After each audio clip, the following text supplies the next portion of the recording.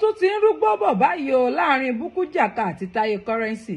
Bukky Jaka pe Taye Currency pé kó kìlọ̀ fáwọn boys rẹ̀ o torí tó bá wá fún òun máa wá fún wọn gidigidi o.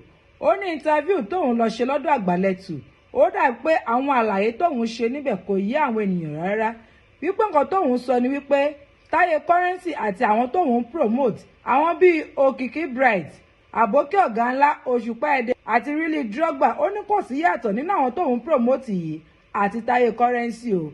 Ó ní bóun ṣe wà yìí ọ̀pọ̀lọpọ̀ àwọn ènìyàn sọ wípé Taye Currency ni wọ́n jẹ́ kí wọ́n mọ òun. Ó ní níbo ṣé bẹ́ẹ̀ ò rẹ́rìn ẹ ò gbúrò erin ni ṣé ò dá mi mọ̀ ni wípé bóun ṣe wà yìí láti 2015 ní fans ti ń ra mọ́tò fóun bóun ṣe wà yìí pé kóun fi ṣe ẹsẹ̀ rìn wípé ṣé òun wá kéré nínú ayé ni wípé òun ò kéré nínú ayé rárá o wípé kó tó di wípé òun súnmọ́ Taye Currency gan òun ti lẹ́nu fún ara òun o lòun ti ń ṣe dáradára níṣẹ́ MC tóun yàn láàyò lòun ti ń ṣe o wípé àmọ́ ní báyìí tí ẹ bá lọ ń fi kúwé orin wípé látàrí Taye Currency lẹ fi mọ òun ó ní irọ́ tó jìnnà sóòótọ́ ni o wípé àti pé ẹ̀yin èèyàn tẹ́ ń sọ̀rọ̀ kì í ṣe nígbà tí gbogbo yín kọ Taye Currency sílẹ̀ tó dàbí pé nǹkan dojúrú nǹkan ò lọ bó ṣe yẹ kó lọ lòun bẹ̀rẹ̀ sí ní promote ẹ̀ kó tó di pé òun tiẹ̀ fi ojú òun hàn sí ìta gbangba lòun ti ń promote Taye Currency àmọ́ nígbà tí wọ́n wá fún òun wípé Taye Currency ló jẹ́ ká mọ òun wípé irọ́ ńláńlá ni o kẹ́ ẹ mọ ohun tí ẹ máa sọ o.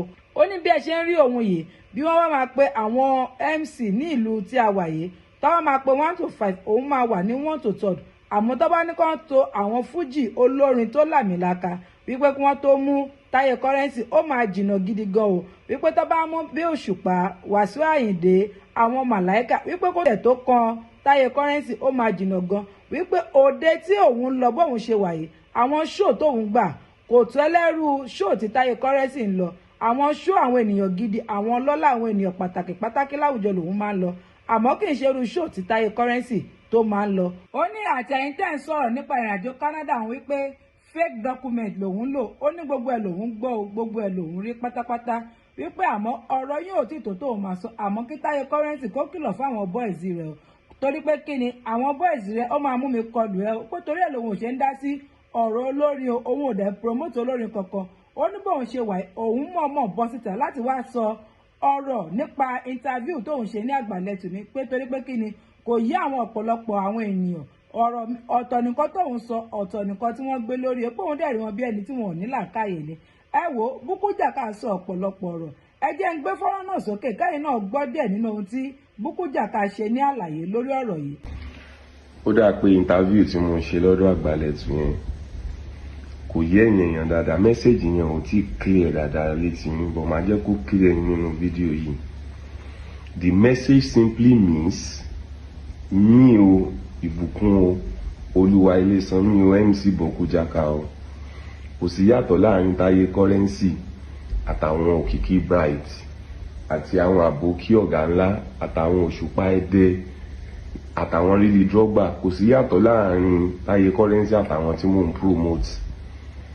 Message tí mò ń try láti pass fún yín nìyẹn then kí n dẹ̀ jẹ́ kó yé yín pé gbogbo ẹ̀yin tẹ́ni tí ó bá jẹ́ Taye Currency ẹ̀ lè mọ̀ mí ṣẹ́rí láìta yìí ṣẹ́rí pé kò sí nǹkan kan náà ṣẹ́rí pé kò sí nǹkan kan náà bẹ́ẹ̀ ni brain yín ṣe rí tó bá jẹ́ pé ẹ lè sọ wípé tí ó bá sí Taye Currency you don't know me so fine kí lẹ fi mọ̀ mí pẹ̀lú Taye Currency sórí page ẹ lẹ ti mọ̀ mí ni go and stroll his page ẹ lọ stroll page ẹ kẹ́ẹ̀kan mú bí tí Taye Currency ti post mi wá ọ̀ kẹ́ mú bí tí Taye Currency ti endorse mi wá pé ẹ máa follow ẹ ọmọ mi ni òkìní kan MC ni ìgbà kan go and bring it ibi tó ti polówó nǹkan tí mò ń ṣe go and bring it and me I will give you many things even aside pé mo gbé ojú mi jáde mo wá fi ń defend ẹ nígbà tí ó kó sọ́wọ́ nígbà tó ṣe ọ̀rọ̀ sọ nígbà tí kò sí anybody gbogbo ẹ àwọn mugun àwọn òpònú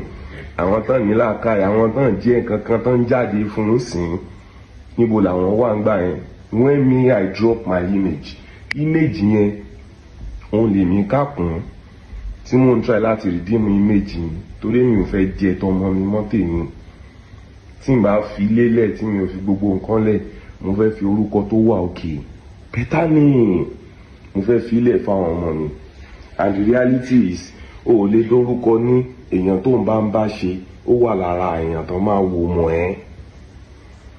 So gbogbo yín tẹ́ ń sọ̀rọ̀ tẹ́ ń sọ múgùn yẹn bíi pé ẹ kàn fẹ́ jẹ́ kí mi máa enter currency ni because he himself he know me. Gbogbo yín pátápátá tẹ́ ń sọ̀rọ̀ wípé ó ń live fake life ó ń ṣe gbá ó ń ṣàwọ̀ ẹ mọ definition fake life gan kálẹ̀ mọ definition ni ẹ̀ ní sọ bẹ́ẹ̀ ẹ lọ bèrè tí fáǹsì ti ń ra mọ́tò fún mi tí fáǹsì ti ra mọ́tò fún mi àti 2015 ni tí fáǹsì ti appreciate iṣẹ́ mi wey dem dey buy car for me. So who be who you dey talk? Ta lẹni tẹ́ ń sọ ń gbà yẹn but torí pójú gbogbo yín dúdú ẹ mọ̀ wípé bí òun nínú olórin fújì nsìn yìí tán bá máa mú list àwọn olórin fújì wá tán bá ti ń ká àwọn látòkè tán ń ka àwọn òṣùpá àwọn pàṣọ tán ń ka àwọn òbésèrè tán ń ka àwọn wàsó àyìndé ọ̀nà jìn tán máa ka aláyé yẹn sí ọ̀nà jìn gan àzìn ọ̀nà jìn gan bọ́ lórí iṣẹ́ tèmi yàn láàyò tán bá máa ka 1 2 3 4 5 wọ́n ti máa mú mi wọ́n dẹ̀ máa mú mi with good recommendation ni. So ọ̀tọ̀ọ̀tọ̀ lọ́rọ̀ èmi ò ń ṣó ń fújì mi ò àbí ẹ rí mi lórí stage kí ni mò ń gbé rin àbí orí stage ẹ lẹ́tí rí mi pé mo mú microphone dání. So na because you people no get brain ẹ ní nǹkan tẹ́ ń forí mi rò lẹ ṣe rò pé torí pẹ́yìn jẹ́ nílẹ̀ everybody náà máa jẹ́ nílẹ̀.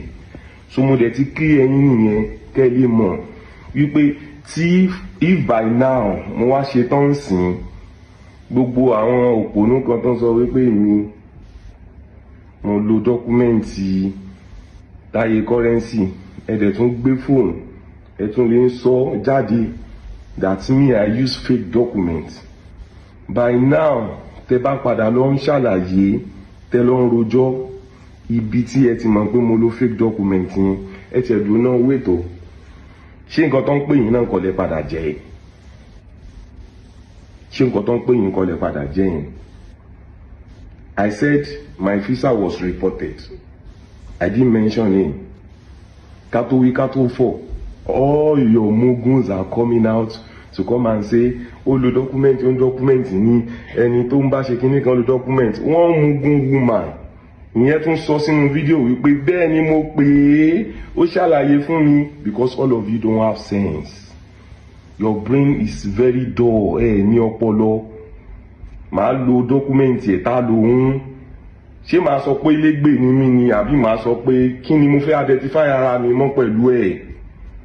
Okay, láàrin èmi àti yín sìn just tell me let's be realistic. Tẹ́yìn bá jẹ́ consular mo wá gbé document wá are you not going to verify it before giving me? But torí pé ẹ ní nǹkan kan ẹ jẹ́ nǹkan kan ẹ dẹ̀ kọjá bí tẹ́ wà that is the reason why you believe everybody is the same. So àlàyé yẹn bí léèrè yín go tell you who I am. Òun máa sọ fún yín àwọn òun mọ̀ èmi pé àwọn èèyàn confirm people me I know them èmi lèmi máa ń connect ẹ̀ máwọn èèyàn gidi. Okay, ask him, tell him to tell you a single person ẹnìkan ṣoṣo èèyàn kan ṣoṣo báyìí tó mú mi mọ̀ rí. Kẹ̀rẹ̀ jẹ́ kí mi bọ́ta kí n wá ṣàlàyé fún yín kí n wá sọ àwọn shows tèmi ń gbà fún un. So na him dey collect show for me or na me dey give him show. But you people no get sense nígbà tó jẹ́ pé ẹni yẹpẹrẹ jẹ́ nǹkan kan you guys are nothing. Reason yẹn tẹ́ ṣe believe pé ọjọ́ orí it's just about brain it's just about age. Ẹ mọ̀ wípé ọjọ́ orí kọ́ làgbà ọláyé ipò ṣálọ́gà rántí pẹ́ni àbájù lọ ó lè jọ ọ̀gá fún lọ́ọ̀láì yìí na in senior man I be. Mi ń sọ lójú ayé o ọjọ́ orí o mi ń sọ property o age náà wà ń bẹ o but ní online yìí lórí iṣẹ́ tèmi ń ṣe yìí na mi carry that guy na mi run his play torí ẹ̀ náà ló ṣe máa rọrùn fún mi. Ìkankan nu yín kó lọ mú gbà tó lọ tí as at 2 years ago wey I never carry my face out I dey push him out get 1 million view get everything. I give you I have a group this is a group evidence. Nígbà táwa ń kọ story páwa ń ta where were you then? Ó dẹ̀ pèèyàn fún yín pé kò múre ó dẹ̀ bọ́ta èèyàn tí gbé pé gbogbo bàtà yín sọ pé kò dá o kò dá o kò dá o kò dá o èmi nìkan tí mo jáde tí mo wá sọ wípé ó dá o ṣe fẹ́ pa ni ẹ ṣe ti bí wò ẹ ṣe gbá èmi yẹn ìyẹn wá ń ráwọn èèyàn sí mi láti máa bú mi is a normal thing. Tí n bá jà gan ayé máa bá jà tó láwọn tó lọ́pọlọ máa wò pé how do we get here? Ọmọ tó jáde tó ń sọ dáadáa ń pa ẹ tí ọmọ tó ń promote ẹ tó ń gbogbo orin ẹ gbogbo album ẹ I mean they promote put time èmi mo máa hype ẹ ń bíbí kó tó di pé yín kan rí pé locality kan náà wà Ìbàdàn tẹ́yìn náà fi ń jáde tẹ́ ń support ẹ. So èmi yẹn wá láwọn tó súnmọ́ wá ń bú wọ́n fẹ́ máa sọ̀rọ̀ sí anyhow and you think people are dumb to know that ó dà pé nǹkan tó ń pe bọ̀bọ̀ ìlú jẹ́ ntẹ́jẹ́lẹ̀ fi hàn I am not your problem but the reality is tó bá ti ń ká mi máwọn mugun táwọn boys ẹ bá ti ń sọ̀rọ̀ ẹ máa yọ mí kúrò ń bẹ̀ àìmá yọ mí kúrò ń bẹ̀ ẹnu tí mo fi sọ pé ẹ dáa àti bí mo ṣe kò pé ẹ dáa bẹ́ẹ̀ náà ni màá ṣe wá máa ṣàlàyé reason tó ṣe dáa. That's the truth. MC ni mí àmì media person lè mú mi ìfẹ́ mọ́ bóyá fẹ́ ṣe kí ni mo dẹ̀ fẹ́ folórin ṣe wé tí àwọn collect from you okay kí ni Taye Currency fẹ́ ṣe fún mi tí lẹ́dà ò lè ṣe ń sìn ẹ wo now look at ẹ wo show tí rí mi lọ Tiri is everywhere going to better show tí ò ń ṣe àwọn show àwọn tó yẹ pé máa rí wọn gan make up ò ní dúró lójú wọn àwọn ọkùnrin tó wà bẹ́ẹ̀ náà ẹ ti rí i pé àwọn eléyìí kan escape poverty wọn àfagídí náwó ni ṣé ìyẹn lè máa tẹ̀lé you know kind of event I go to ṣé ẹ lè wọn tẹ ẹ lè pè yín pátí tèmi ń lọ which you know so then ò bá lè sọ síta àmàdé bọ́ta fúnra mi màá jẹ́ káwọn èèyàn mọ oríyàn tí mo jẹ́ pé mi àná bí yọ bébí o. ṣẹ́yìn náà ti gbọ́rọ̀ láti ẹnu Bukky Jaka kí wá ní èròǹgbà yín lórí ọ̀rọ̀ yìí kò wá tí tàn síbẹ̀ kí wá ní àwọn ènìyàn ń sọ nínú comment section ẹ jẹ́ ká jọ wọnú comment section ká jọ gbọ́ ohun tí àwọn ènìyàn jọ ń sọ níbẹ̀. Raji Akinwale sọ wípé I know you as MC for my area since 2012 Ọlọ́run bókú òkèrè nínú ayé o. Adam Osamat sọ wípé bro when the fight hot we dey tell you then say Taye na olórí ibu somebody but you did not listen then. Ọládìméjì àti sọ wípé ó máa ṣòfò ni who are you from day one ta ló mọ ìyá ẹ̀ rí if not Alhaji Taye Currency ọlọ́pàá èwo ń tèpè. Ọlá Ahmed sọ wípé you are now talking just be doing your thing and may God be with you amen.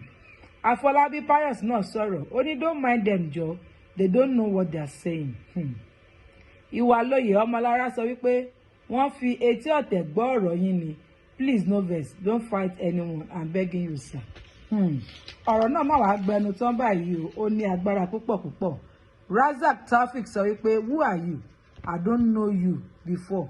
It was because of Taye Currency I know you. Lórí burúkú ọmọ pàṣọ alábòsí family. Isi Akorede ní ogun ló máa pa ẹ́ ha. Take Taye Currency name off your mouth. Ó fẹ́ ṣánkú dànù ni. Can't you do without mentioning Currency name ni alágbàkọ. Ó ní agbára o.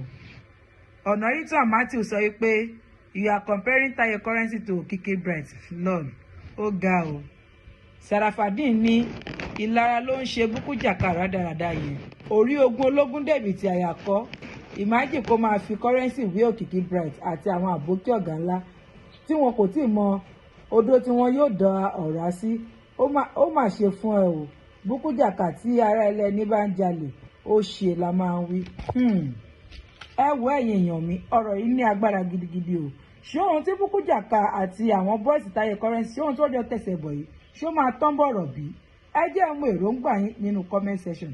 Àwọn wà nínú jù bẹ́ẹ̀ lọ lórí ètò lónìí. Ẹ má gbàgbé láti ṣe kíni láti tẹ like kẹ́ bá mi share kẹ́dẹ̀ má ṣe kíni kẹ́ máa tẹ follow button ní DIGINAIJA TV. Torí bó bá ṣe máa lọ là ó máa mú wá fún yín ní kíákíá àti wàrà ìṣẹ̀ṣà. Ẹ ṣé o, ó dìgbà kan náà.